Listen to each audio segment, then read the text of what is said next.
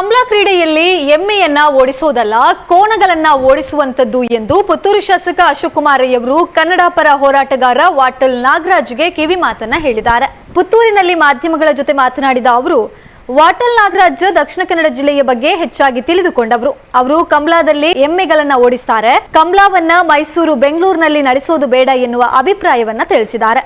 ಅವರಿಗೆ ಕಂಬ್ಲಾದ ಕುರಿತ ಮಾಹಿತಿ ಕೊಂಚ ಕಡಿಮೆ ಇದೆ. ಕಂಬ್ಲಾದಲ್ಲಿ ಎಮ್ಮೆ ಓಡಿಸ್ತಾರೆ ಎಂದಿದ್ದಾರೆ. ಆದರೆ ನಾವು ಎಮ್ಮೆಗಳನ್ನೆಲ್ಲ ಓಡಿಸುವಂಥದ್ದು, ನಾವು ಕೋಣಗಳನ್ನ ಓಡಿಸುವಂಥದ್ದು. ಕಂಬ್ಲಾದ ಬಗ್ಗೆ ಇರುವ ಅವರ ಗೊಂದಲಗಳನ್ನ ಪರಿಹರಿಸಿರುವ ಕೆಲಸವನ್ನ ಮಾಡ್ತೇನೆ. ಕಂಬ್ಲಾ ನಡೆಸಬೇಕು ಎಂದು ಮೈಸೂರು ಬೆಂಗಳೂರಿನ ಜನ ನಿರಂತರವಾಗಿ ಬೇಡಿಕೆಯನ್ನ ಇಡ್ತಿದ್ದಾರೆ.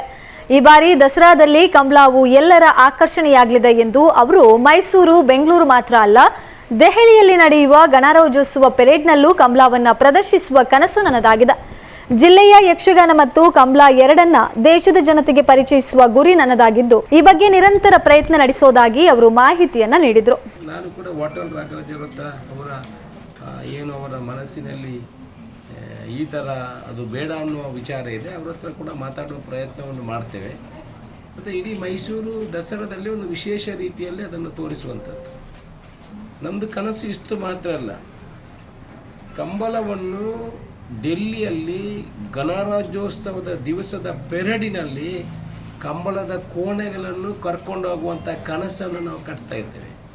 ಇವತ್ತೆಲ್ಲ ಮುಂದಿನ ಒಂದು ದಿವಸದಲ್ಲಿ ಈ ದೇಶದ ಗಣರಾಜ್ಯೋತ್ಸವ ಪೆರೇಡ್ ಏನಿದೆ, ಅದರಲ್ಲಿ ನಮ್ಮ ಕಂಬಳದ ದಕ್ಷಿಣ ಕನ್ನಡ ಜಿಲ್ಲೆಯ ಯಕ್ಷಗಾನದ ಜೊತೆಗೆ ಈ ಕಂಬಳದ ಕೋಣಗಳು ಹೋಗಬೇಕಂತ ನಮ್ಮ ಕನಸಿದೆ.